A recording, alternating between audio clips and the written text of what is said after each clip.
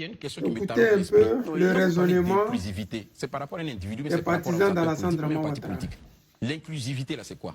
Quand on dit qu'il faut qu'une élection soit inclusive, c'est par rapport à des individus ou mais c'est par rapport à ceux qui animent la vie politique dans le pays?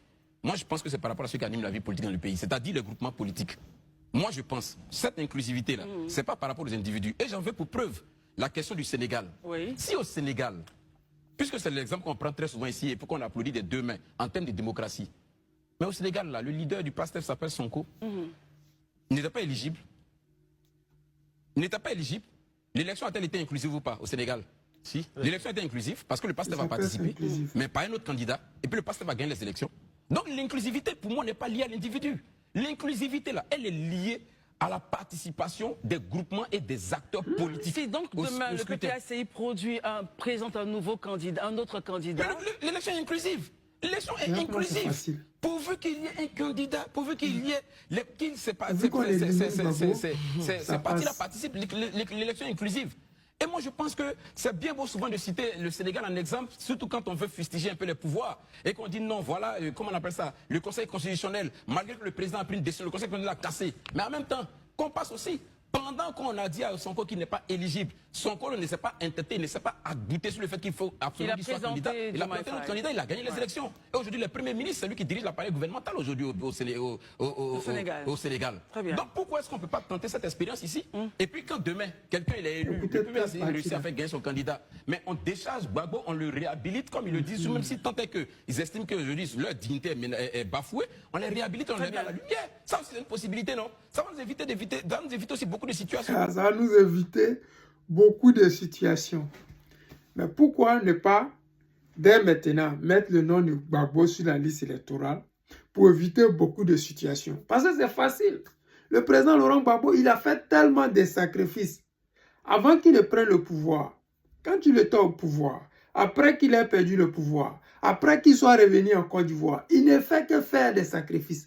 Quand est-ce que ceux qui sont en face vont aussi faire un pas vers lui? Parce qu'il ne s'agit pas de s'asseoir pour dire que on élimine Gbagbo et ça va.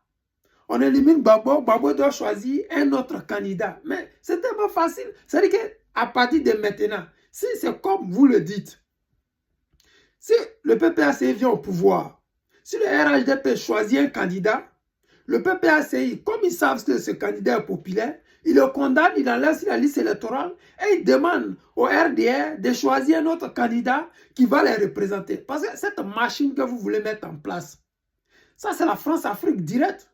S'ils ont fait au Sénégal et que ça a marché, ils pourront le faire en Côte d'Ivoire. Parce que le camarade Wadombelo nous avait dit ça. Il y a une stratégie actuellement. Quand ça marche quelque part, ils essaient de l'appliquer dans un autre pays. De la manière d'enlever Gbagbo au pouvoir, ils essaient de reproduire ça un peu partout. On organise des fausses élections là, on bombarde le palais présidentiel, on enlève le président qui dérange et on met le président qu'on veut. Parce que quand vous l'écoutez parler, c'est comme le problème de la Côte d'Ivoire actuelle, c'est la candidature du président Gbagbo Laurent. Pourquoi est-ce que la candidature du président Laurent Gbagbo devrait être un problème pour Alassane Dramane Ouattara? Pourquoi est-ce que le fait qu'on enlève le président Laurent Gbagbo sur la liste devrait nous plaire? On devrait s'asseoir pour dire oui, c'est bien, on va choisir un autre candidat. Si on commence ça, on ne va jamais s'arrêter. Il faudrait que dès maintenant, les partisans d'Alassane Dramane Ouattara sur les plateaux de télé n'encouragent pas la forfaiture. Parce que ce qui se passe actuellement avec Gbagbo Laurent, ça peut arriver avec d'autres partis politiques. Ce qui arrive actuellement au PPACI, ça peut arriver au PDCI. On peut condamner Thiam pour dire que non, le PDCI doit choisir un autre candidat, à pas Thiam. Mais c'est facile. C'est-à-dire que maintenant, dès maintenant, tous ceux qui viendront au pouvoir choisiront les représentants des autres partis. C'est-à-dire que tu crées ton parti, le parti au pouvoir n'aime pas ta tête, n'aime pas ta popularité. On te condamne pour un fait qui ne te concerne pas.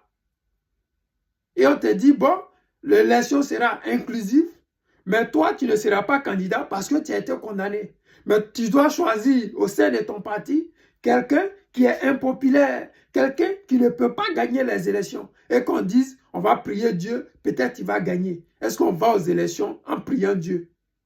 On va aux élections avec des projets avec un leader charismatique, un leader qui rassemble, un leader qui représente le pays. Est-ce qu'on peut choisir n'importe qui? Parce que simplement, celui-là ne plaît pas au gouvernement, ne plaît pas à la France-Afrique. Vous allez souffrir. Parce que le président Laurent Gbagbo, nous, on va l'imposer. On va vous l'imposer. Et vous n'avez pas le choix que d'accepter ça. Ça va chauffer, on le dit.